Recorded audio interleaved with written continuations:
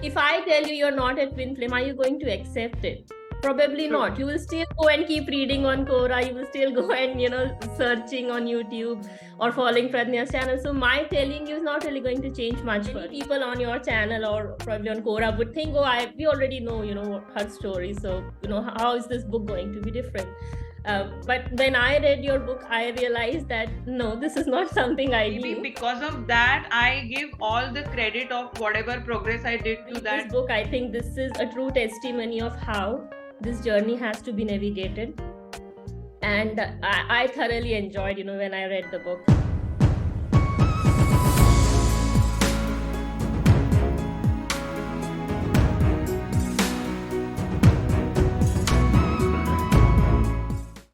Hello, everyone, and namaste. I don't have any psychic abilities, but I know what you're thinking. You are probably wondering, who is this on Pradnya's channel? So let me start by introducing myself. I am Aanchal Kapoor.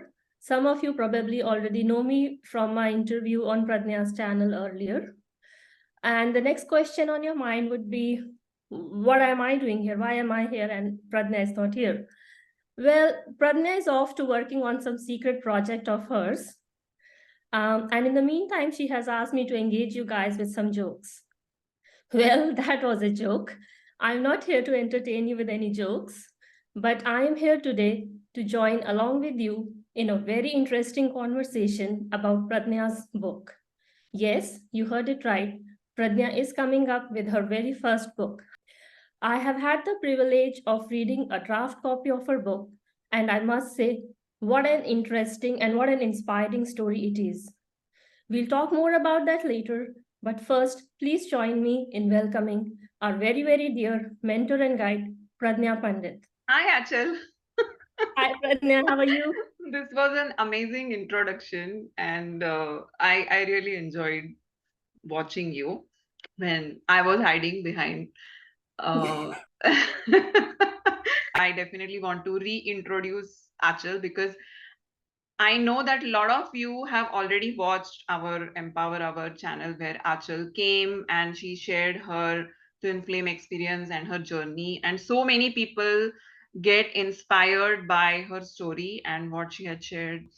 It has been a couple of years where Achal contacted me, and it has been an amazing connection with her. And I won't call it a friendship. I think it's way much more than that. When you are on this path, there is a different type of a bond you create with most of your soul brothers and sisters. So she is definitely one of them. And I'm so glad that she is the one who introduced me here when I particularly want to talk about my exciting milestone in my life or in my journey. She has been very closely with me. She was the one who gave me so many suggestions and improvisations when I was proofreading this book. There is a lot of input which came from Achal. So she's a perfect person to be here today. So welcome, Achal. Thanks, Pradnya. It's always an honor. I think this platform itself is so sacred. Like you were mentioning about my last interview, and I was thinking, like, if I wouldn't have spoken on this channel, I have never would have been able to reach so many people, like my story. So Absolutely. yeah, this is a truly an honor to be here talking to you on this channel with so many people, tuning in. So let's get started. Absolutely. Tell me, all yours. All right.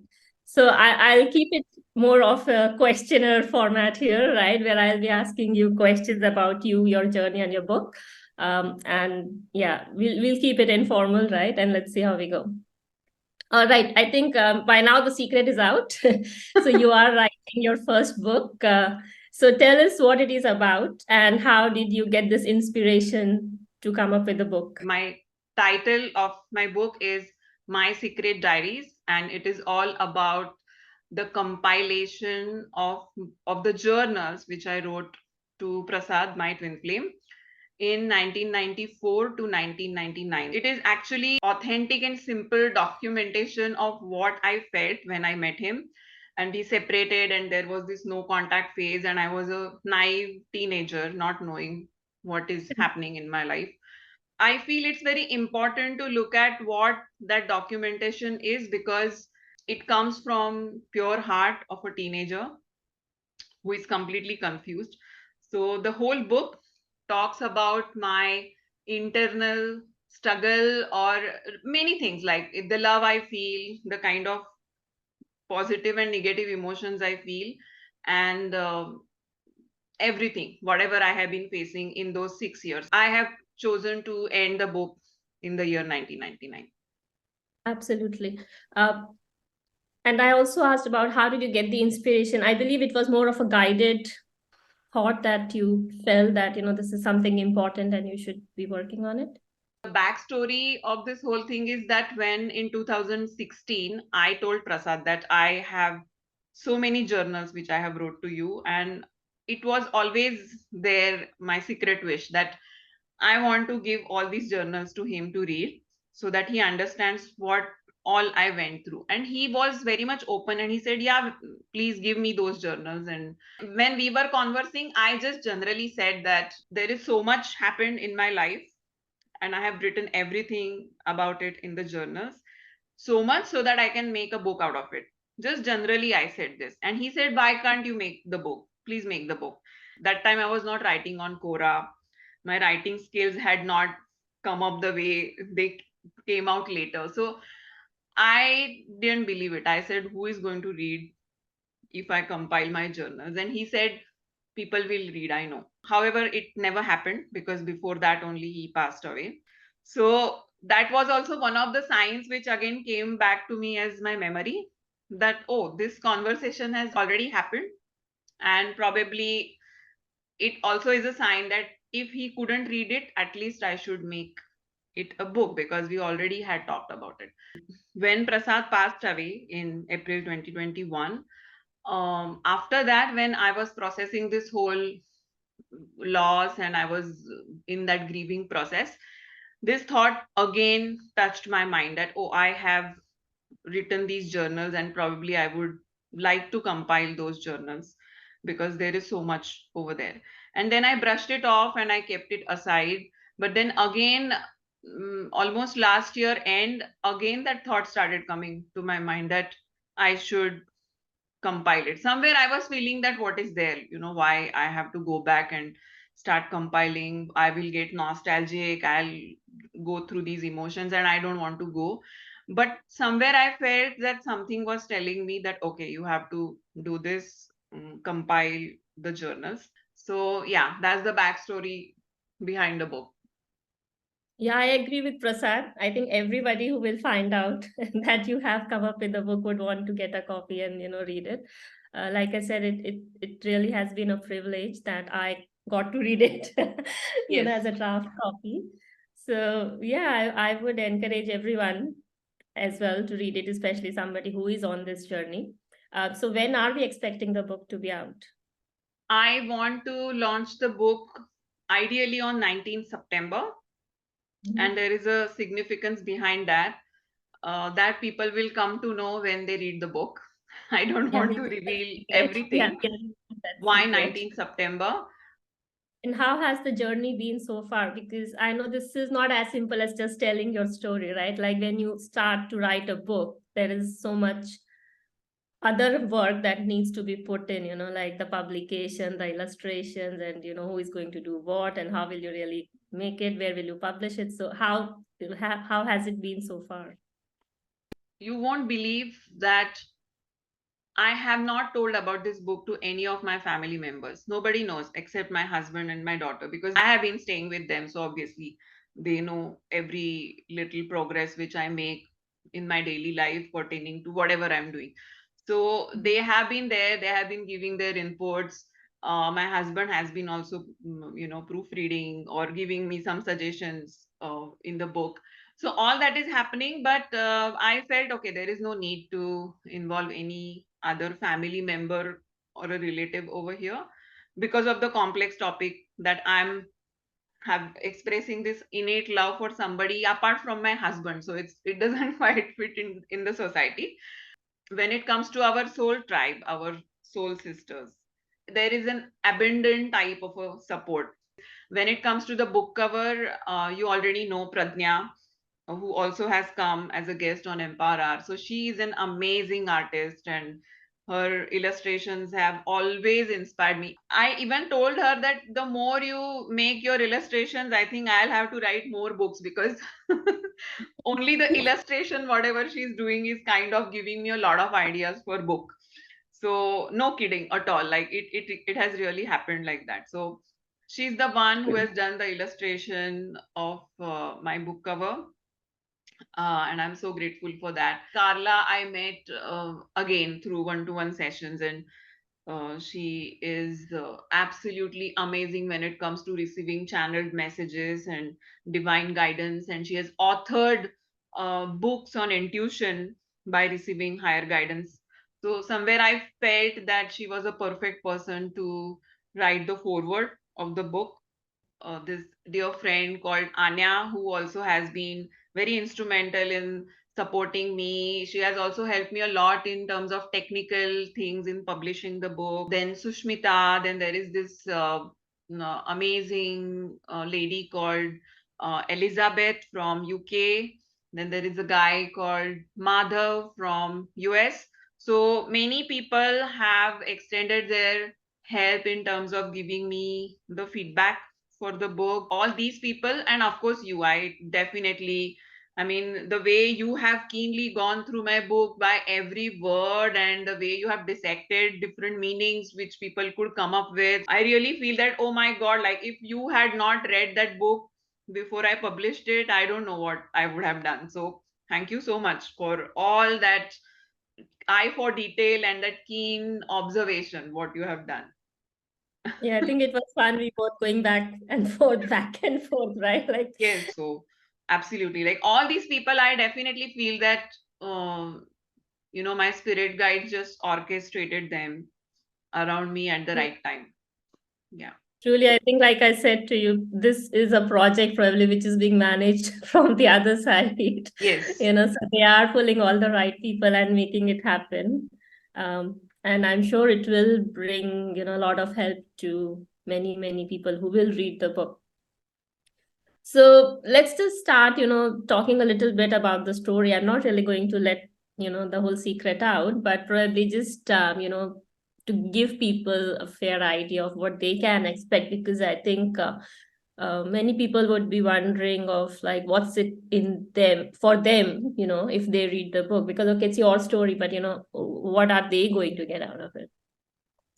So one of the questions, I think when I read your book, I thought people might have this question where you're talking about the label, like how in your story, probably you found the label twin flame much later, right? Maybe almost 21 years you were into this journey. And you mention it in your book that you were fortunate in a way that, you didn't know, and the words like ghosting, stalking didn't exist back then, because we are talking here about the 90s where there was no internet, spreading all these things back then. Yeah, so I would just like you to talk a little bit about it. Like, why do you think it helped you to not know the label? The basic reason why I feel that it is good that I did not know the label, because all I had to back upon in this experience was my own heart. I did not have any books. I did not have anybody to turn to. I Mhm. did not even know that I am on any sort of a journey. It was just Mhm. this intense impact of somebody on my life. And for many years, I even considered that as obsession. That what is this? Like, I'm going so insane that I'm so Yeah. obsessed with somebody. But somewhere I was also understanding that it is not an obsession, because obsession is a very negative word, and it also has a very negative meaning. So, okay, it had a tinge of being obsessed, but it was not actually the obsession. And I was somehow, even without being awakened, understanding the spiritual side of the connection. Because the moment I encountered Prasad, there was so much change in me. I started seeking. I suddenly became a seeker. I suddenly became somebody who started introspecting. Even at that teenage, where mostly you are outwardly person and you want to go out and have fun. 17. Yeah. Yeah, the age of 17, And correct. at that age, all these things started happening to me. So I was understanding somewhere that this is not normal. This is not something, because I was observing other people, like my friends, who were dating somebody else, falling in love with somebody else, going out, having fun. And this, whatever I was feeling for Prasad, was completely different. I was confused at that time. Like, whatever I feel is true, or what the other people are feeling is the real thing, and I am into some illusion. All these questions have always been there. But as I was not having anything to bank upon, all I could do is to listen to my intuition. And Intuition, yeah. somehow, by God's grace, I was brave enough to hang on there. That, okay, if my heart is telling me something, let me believe it. So my choice was to believe my heart, and that is what made me understand this journey more and more. And that is why now when I see people getting so over concerned about putting their time in dissecting this label twin flame and going to tarot readers, or this whole innate urge to find out whether this person is my twin flame or not.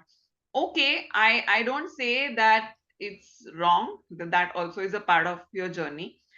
Nothing is right or wrong over here, but somewhere I feel that don't put so much of weight on that label and put your time and effort into dissecting the label and figuring out whether this person is your twin flame or not. What matters the most is what is your feeling about that person, and are you following your heart? That is the only one simple question you need to ask. So somewhere I feel I did not face this confusion. I did not drain my energy in figuring out if he's my twin flame or not. There was no internet, so there was no blocking, stalking, nothing. So everything, I mean, I have lived my journey in a most organic way. Maybe because of that, I give all the credit of whatever progress I did to that way, the way I lived that journey. It was very organic. So there was no other element there. Yeah, I think that basically gives you that believing or that confidence in what you have learned. Yeah. If it is coming from outside, then it's more like a concept. You can either accept it or you can reject it. It's not your own truth, right? But when you have yourself lived through it and grown through it, and have found the truth yourself, I think your belief and your acceptance of that truth is completely different. Like, you just can't, compare the two situations. And I think here we both kind of represent why I'm saying is that, like you mentioned, most of these people who are on this journey nowadays are so obsessed with, like, the burning question is, am I a twin flame, right? They just want someone to tell them a yes or a no. And, Yeah. they feel that this is the important thing that they have to understand. Whereas my take on that is a bit different. My take on that is like, okay, so if I tell you, people come to me and ask me, can you tell me, they'll tell their story, and then it's like, okay, now can you tell me? And I'm saying, if I tell you you're not a twin flame, are you going to accept it? Probably True. not. You will still go and keep reading on Quora. You will still go and, searching on YouTube or following Pradnya's channel. So my telling you is not really going to change much for you. On the Yeah. other hand, if I say, if you're not a twin flame, are you going to stop thinking about that person? Or will you be able to, even if you try, right? Like, we all know how we go through this, right? So it's a very thin line between that obsession and, what you're into. So to somebody who is facing this question, I would say probably take out a paper and write, if I am a twin flame, then what? If I'm not a twin flame, then what? Right? Like, True. just see what changes. Absolutely. Probably nothing will change in terms of where you stand and what's the way forward. Probably it will be more or less the same. We both probably kind of are sort of extreme examples here in this regard, because, like, in your case, you found it way too late, right? Whereas in my case, I think I was made aware of this in a very, Yes. again, a guided way, probably few months into my journey. And here we both sit, probably arriving at some harmony with our twins. So the point I'm trying to bring out is that you can take any approach, whether you know about the label or you don't know about the label, that's not really going to change much. It's about what you do after that's really going to make a difference. In my case, that knowing the label kind of helped me in a way, because the way I looked at it was more like, okay, now I know that I'm on this sort of a journey, so this is what I have to do. And I looked at it in a very optimistic way. Like, I knew your story back then, so I was like, okay, if you go through this is how you will end up, right? So for me, it kind of became a motivating factor for me, that okay, this is how it can end if I put in the work, right? Whereas for some people it could be like in a very negative or pessimistic way they might take it up. So it all depends on what you get out of the label, if at all you find it. Absolutely. And even if you don't find it, just like in your case, probably you can still end up in that same place. So label probably is not the most important thing here. Another thing I would like to mention is like, maybe it's for the audience, is that you had been telling me about, you are reading your journals again because probably you just felt like, and then probably at that point you didn't have the idea of a book, but you were just like, you said, I'm revisiting them and I'm going through certain emotions all over again. And then you mentioned to me that I'm going to write a book. So my initial thought was, okay, she's going to write a book, but I'm not going to read it. And I'll tell you why. And I'll tell you why. And then later on, when you gave me the draft copy, you said, this is my draft, and can you just read it and tell me, what's your feedback on it? I thought, oh my God, now there is no escape. I'll have to read. And the reason I didn't want to read it, I somehow felt a lot of resistance inside me, because I felt that, I knew what you were going through, right? And I also kind of had a fair idea what those journals would be like. So I just didn't want to go, like you said, go through those emotions again, because I knew somehow I will start feeling that same energy of separation and sort of pain, because I would start empathizing or putting myself in that situation. And I probably also had this thought that I kind of know your story, right? So probably I just don't need to get into that place of pain again. Yeah. So my mind was like, let's not do it. But when I finally started reading, and this is why I'm mentioning, is that many people on your channel or probably on Quora would think, oh, we already know, her story. So, how is this book going to be different? But when I read your book, I realized that no, this is not something I knew. This was completely new to me, the kind of details you have put. And yeah, I think we probably knew just a very high level story. And this is only between those years, 94 to 99. I wonder if you start writing for the rest of your journey, how many books it will take.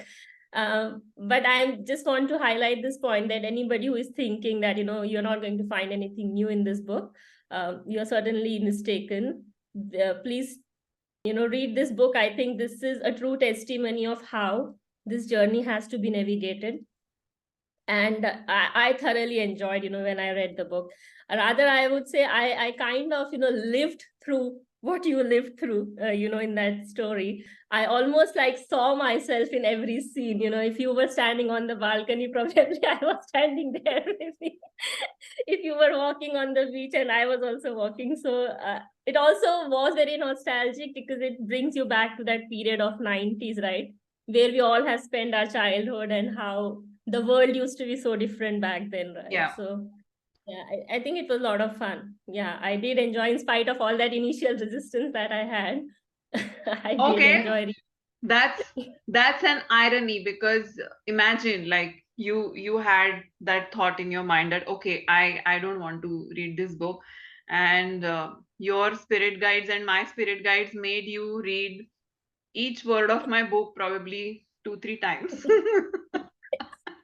That's So that's so right. And so yeah, it was fun. I thoroughly enjoyed. Like I said, it was yeah. a pleasure. And Yeah. I think Madhav actually pointed out this very important factor, which I had not realized. He said that many twin flame books are talking about from a very bird's eye view, like what this journey is about. But this particular book is actually a ground level thing. Like, it actually tells you the day to day unfolding. It's not talking about That's anything big, anything spiritual, or any process, or any stage, or any phase. It talks about the simple everyday thing, which in a way is different and also important to understand that what happens on day-to-day basis. So Exactly. And that was a point that I wanted to bring out as well. okay. That it's like a very, it's like a very living example of, what you're going through. So it's very, and like there are no, you're not polishing it up, right? You have just put it as you wrote it in your journal. So you're not making it look fancy or, editing some words or some sentences or how you felt. So yeah, if somebody is really wanting to relate to someone who has been on that journey and wondering, am I on the right track or not, I think this book is really going to be a big help for them, right? So, and another thing I thought was that it kind of, even though it is just those 5 years of your journey, it does kind of complete that whole cycle of having that encounter and then going through some separation and fight, then kind of, surrendering, expressing your emotions, surrendering, and then coming to harmony or union, if people would like to use that word. So, and this is the cycle that is actually repeated over and over on this journey, right? So Yes. if you have figured out how to navigate that cycle once, then I think you know how to navigate this journey as a whole, right? Absolutely, absolutely. I think that's a very big takeaway from this book. If somebody is reading this book, they should look at how you navigated this, right? So in the same context, I think this is a good segue where I would like to also have some discussion around how you navigated certain situations in your journey. Why? Because I think I have been reading or hearing this from a lot of people on this journey, where people actually, just either they come across this word or somebody tells them, the label twin flame, and then they go and read on Quora, and then they get super scared that, oh, there are so many people who are on this journey who have been stuck here for 10, 15, 20 years, and they have not been able to come into harmony with their twins. So what is it really that is missing? Why? Or am I also doomed? And am I also going to be stuck on this for another 20 years of my life? And what I have seen is that there is a certain pattern to the thinking, or you can even see it in the language or the words that people use. What I have seen is that when people start finding about this label, and they go through all those YouTube channels and whatever people are saying, they kind of start using the label itself to maybe bypass some of the work that needs to be put on this journey. Like they have certain preconceptions, or this is how it is. So I would just like to thrash some of those ideas along with you, using the example of how you did it when you were standing at that same point with Prasad in the book, right? So I'm just calling it like a spiritual bypass here, because I thought that this is the right time where we are actually acknowledging that we are on a spiritual journey. We know what it is. We think we have figured it out in our mind, but then we start using that spiritual excuse to not really, make progress or move forward, right? So one of the, like, I would call as the spiritual bypass number one, right? What I see is that when people feel rejected, or they are rejected in a way by their twin, they kind of start feeling that this is how it is supposed to be, right? Like, because this is a twin flame connection, it is supposed to be toxic. My twin would be treating me harshly, and there's nothing I can do about it. Like that sort of victim consciousness comes in, like there's nothing that I can do about it, and then they just stay stuck in that situation for I don't know how many years, right? Whereas in your case, when you had that initial argument or fight, which I think we all have heard about from you on your channel and otherwise, you didn't kind of like just sort of give it up, right? You rather took it as a challenge to then prove yourself, come up to that level where you thought you were worthy enough. So you kind of use that as a motivation to then grow, both in your personal life as well as spiritually. So would you like to talk about it?